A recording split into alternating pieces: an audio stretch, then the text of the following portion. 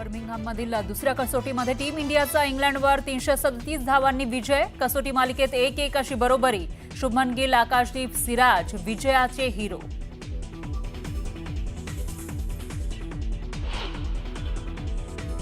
पहलगाममध्ये हिंदू धर्म विचारून गोळ्या मारल्या आणि इथे ही सगळी मंडळी निष्पाप हिंदूंना भाषा विचारून चोपतायत।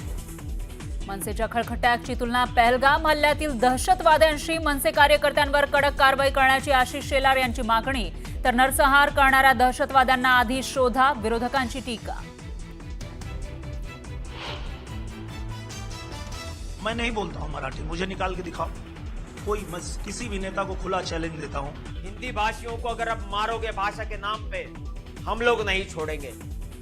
मुंबईत मराठी द्वेष्ट्यांची फौज तैनात। मराठी बोलणार नाही, मुंबई बाहेर काढून दाखवा। भोजपुरी अभिनेता निरहुआ आणि उत्तर भारतीय सेनेचे सुनील शुक्लाचं राज ठाकरेंना आव्हान।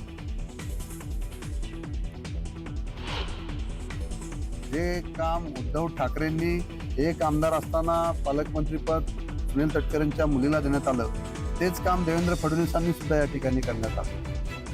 रायगडच्या पालकमंत्रीपदाच्या मुद्द्यावरून आमदार थोरवेंकडून पुन्हा जाहीर नाराजी व्यक्त।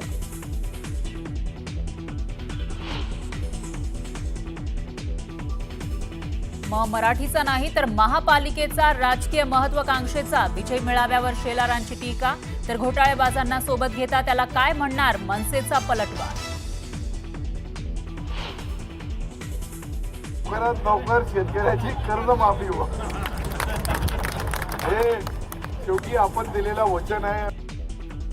माजी मंत्री अब्दुल सत्तार यांच्याकडून शेतकरी कर्जमाफीचा पुनरुच्चार। मुख्यमंत्री आणि उपमुख्यमंत्र्यांना करून दिली आठवण।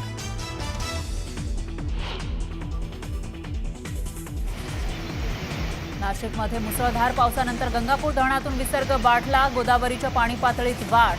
दुतोंड्या मारुतीच्या छातीपर्यंत पाणी।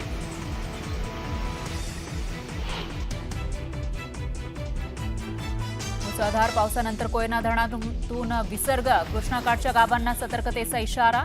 तर मराठवाड्याला पाणी पुरवठा करणारं जायकवाडी धरण 50% भरलं।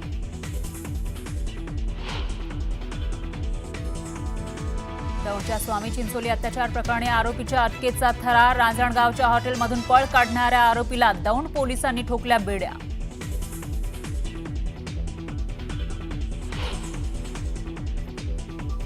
आणि मुंबईत गणेशोत्सवाची लगबग। मोठ्या थाटामाटात पार पडला खेतवाडी 12वी गल्लीतील मूर्तीचा पाद्यपूजन सोहळा।